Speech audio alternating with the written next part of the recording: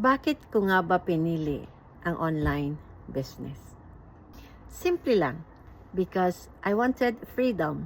Freedom to spend more time with my family, freedom to travel, and freedom to live life on my terms.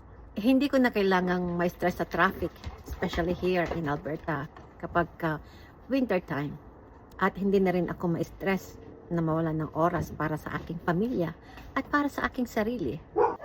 I can work anywhere, anytime, kahit nasa bahay, cafe, or kahit nagbabakasyon.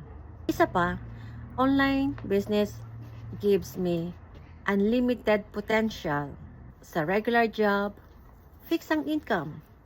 Every 15th and every 30th, alam ko na kung magkano ang papasok sa bank account ko. Pero dito sa online business ko, the only limit is how big I dream and how much effort I give. At higit sa lahat, I wanted to give an impact.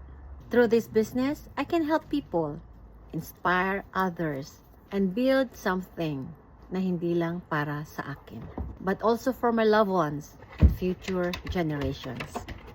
Kaya bakit online business?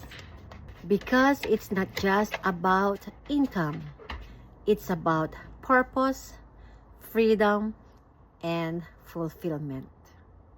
And if you're someone who's also looking for more time, more freedom, and a chance to create your own future, maybe this is your sign. Join me.